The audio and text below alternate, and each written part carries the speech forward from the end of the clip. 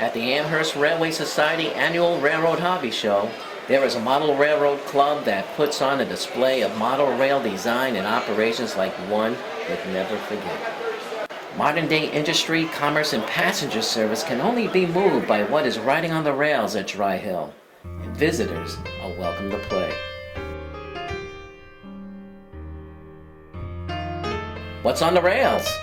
The Dry Hill Model Railroad Club.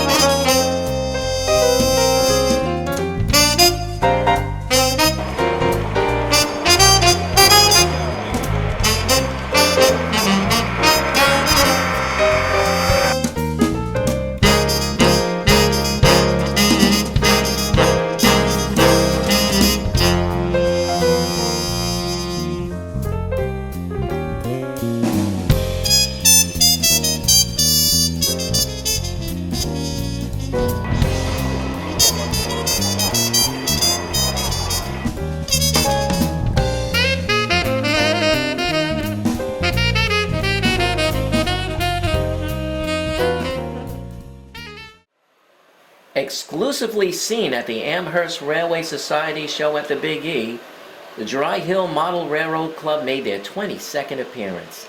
People from all over the land come to see and even be invited to operate some of the high-tech, state-of-the-art trains on the main line and along the many different yards of commerce and industry of the city of Dry Hill.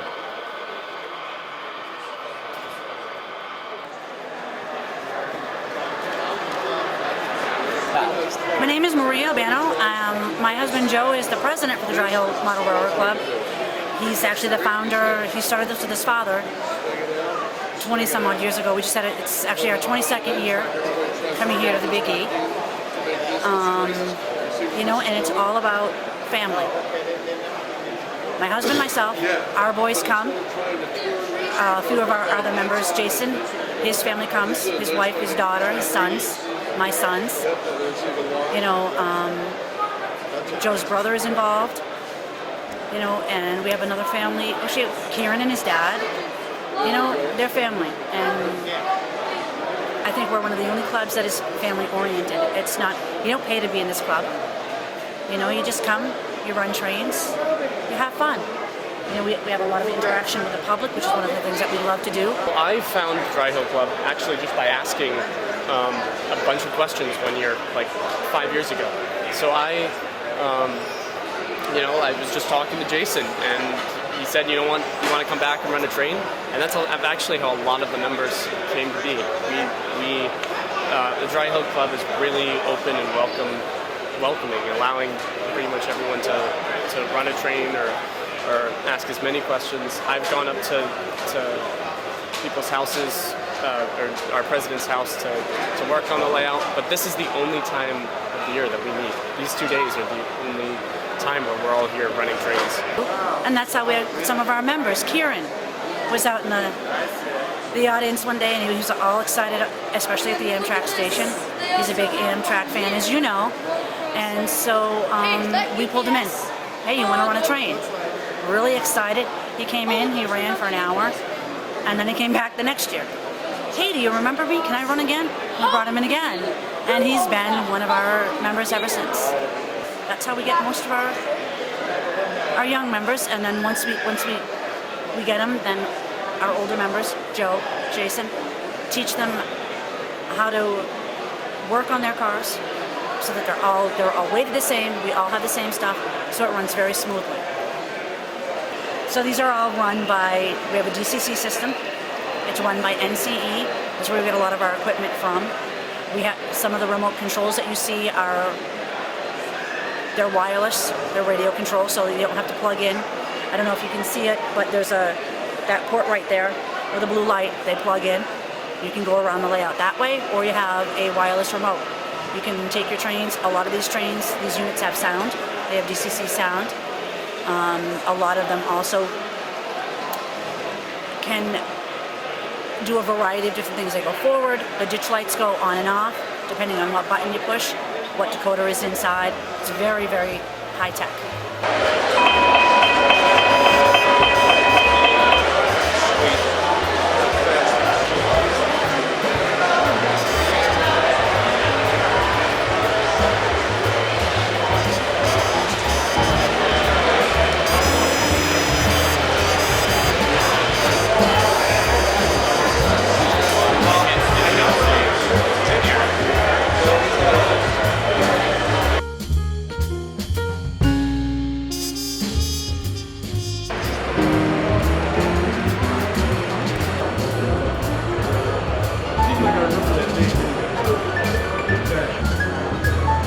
Yeah, these have been running fine all weekend. It's been like a switch. But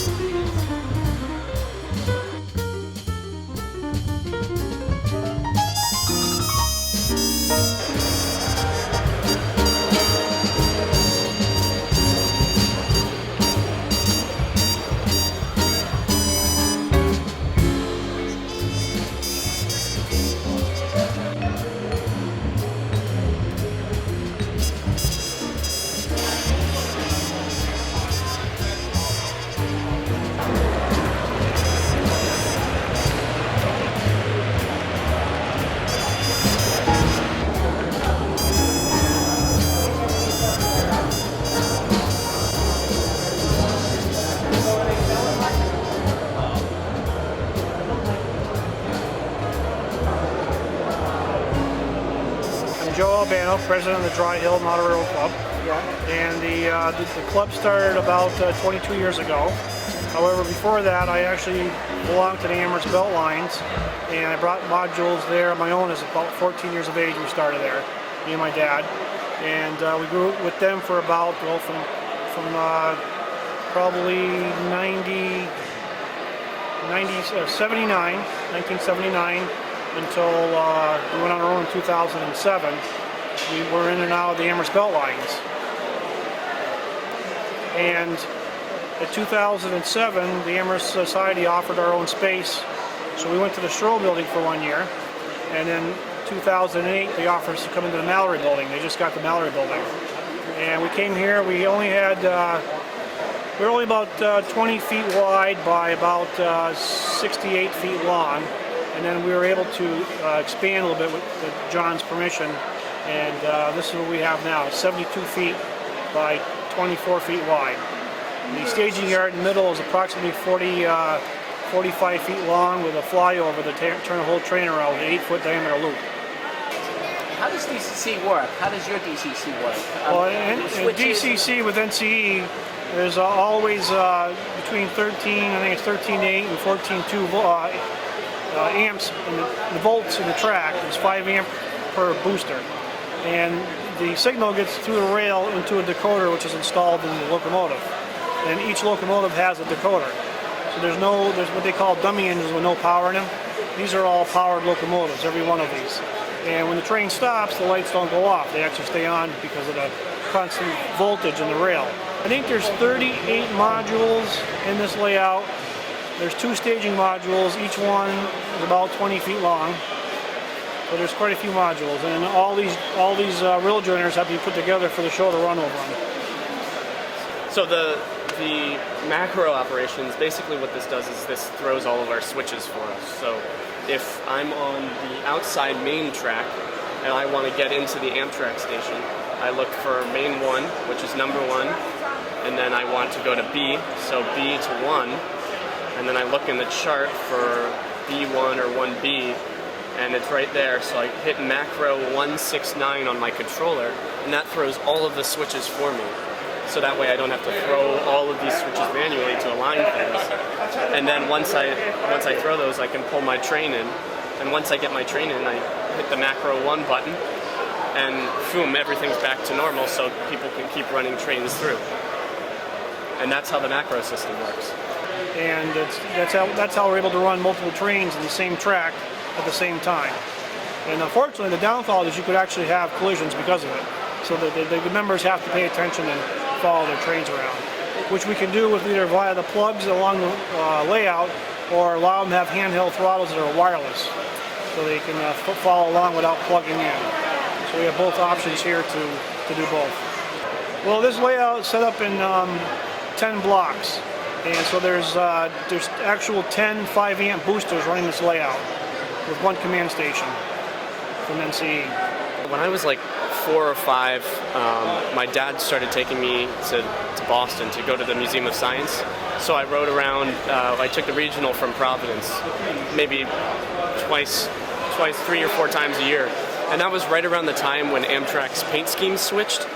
So they were in this oddball time in their history where all of their stuff looked a little different. So that really got me interested. I was taking the train every now and then, and I would see all of these different changes, and I'd spot all these little details. And that's really, once I found a train book, once my parents bought me an Acela Express locomotive, that came with a little catalog, and that's what got me into model trains. That Bachmann catalog in like 2006, and it was from there that my dad started, he found a hobby shop in Rhode Island, which I still go to. And from there I saw an ad for this train show. And this is the train show that really said, that told me that this is an actual thing. Model railroading is not some small little hobby that a few people talk about. This is what many call the world's greatest hobby. So that's what got me interested. Ever since riding on an Amtrak train in like 2002, 2003. Yeah. The Joseph Albano Amtrak facility is an amazing, amazing structure. It is sought out by so many modelers to see displayed and on the layout. It is a very popular part of the Dry Hill layout. Reason why, it's just a beautiful structure. A tremendous amount of detail and planning and skill to make that terminal as magnificent as it is.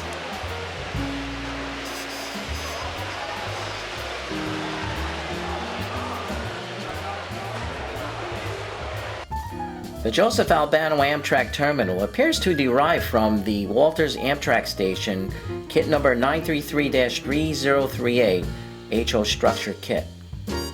The kit itself has a base plate measuring 8.5 by 11.5 inches. The Dry Hill Amtrak Passenger Terminal is 3 times the base plate of the original kit. It is huge, it is phenomenal, it is a wonderfully designed structure. It's certainly been an influence on me to design my Amtrak facility, very similar to the Dry Hill design, directly above the 4-track 3-platform passenger station. It's a great design because it gives lots of room for other facilities, it creates lots of room for other shops and other structures surrounding the facility.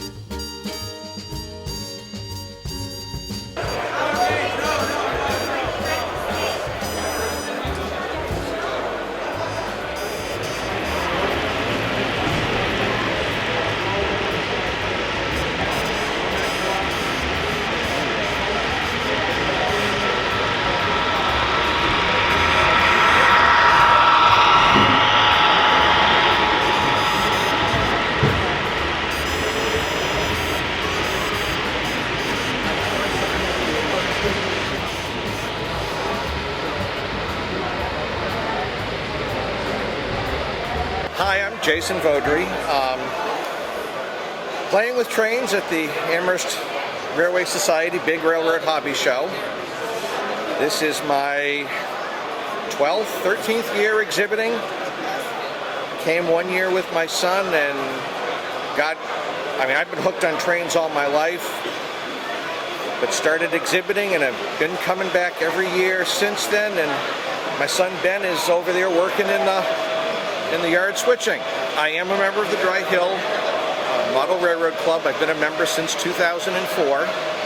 People join the club usually through the Amherst Railway Society or by word of mouth. They come to the show, they're really interested in what we do. We say, a lot of times we'll say, come on in, run a train. Or if they come back a year or two and show a lot of interest, okay, this is what we do, start joining us during the year. As a club, what we've started doing this past year is offering workshops during the year on how we do the things we do, such as building the modules, working on the scenery, working on locomotives, working on the train cars. And people can come up and we show them what they do. They can work on their stuff there, or they take what they learn, bring it back to their home layout. Most of the work is done in the basement at Joe's house. We all have little workshops at home. Mine happens to be my dining room table that I set stuff all over it, and nobody's eating at that table for a few days. Everyone in the club, as far as the really active members, they each have their own special role. I mean, Joe does everything. I seem to end up as almost a jack of all trades. I don't do a lot of electronics, but I do module building. These are the running fine. And then the scenery and the ballast work on the track seem to be what I end up doing a lot of. What I like most about the hobby, I think, is when everything's working well and you can watch the really long trains going around flawlessly. It just, to me, that everything's coming together. Given that we only set this layout up once a year, we only get to run trains on it 2 or 3 days a year. Seeing it work well is what's most satisfying. The enthusiasm being shown by these kids, you look around and the smiles on their faces. It's just fun being here, especially watching the little kids' faces. That's the only part I like about the show, is the happy faces of the little kids. That's another thing that makes this worthwhile. Unfortunately, prices on everything are going up, including everything for the model railroading. Everything from the electronics to the scenery to the cars and the locomotives, and that makes it harder for some people to get into the hobby, unfortunately. I think it's generational, and I think the cost of this hobby, I think it puts a lot of people off. It's an extremely expensive hobby. There are all of these little kids coming to these things, but then there's this age where it just becomes uncool, not cool anymore. But I think at the same time, YouTube and now these new technologies are allowing people to discover these things and realize that this is something that exists. So I got interested through YouTube, and Cameron and Eli over there have they're brand new to the hobby. They met one of our club members. So there's a decline, but at the same time, I'm starting to see a rise in the interest. Yeah. And to set up something like this, this is an awful lot of money sitting on these tables. And it's really sad that there aren't enough of these shows that you can go to. And I think the more shows that you get, the more young people that you can pull in, or even just modelers that are at home going, hey, you know what, I can do that. I want to come. I want to do that. So I think if we do a little bit more advertising and maybe the industry brings their prices down a little bit, makes it more family oriented, I think it'd be a much better thing for the hobby.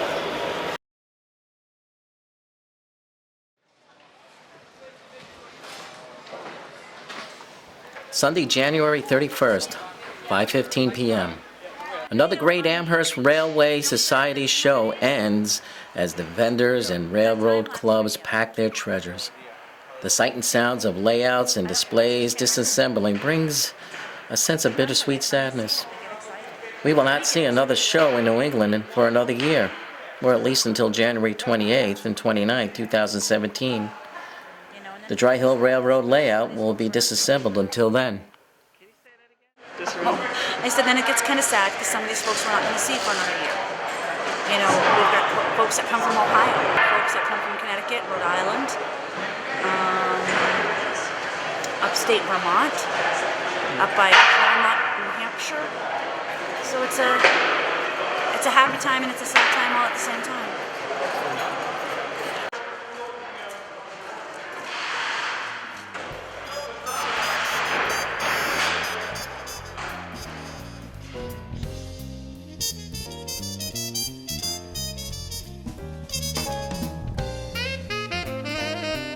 That's correct. This is the only show that we participate in, and the Amherst Railway Society has bent over backwards to facilitate us and let us come every year, which we're really appreciative. Without the support of the Amherst Railway Society, this layout would not be exhibited for the public to see. And so we have to thank them, and also the support of all the people that show up who actually come to the show.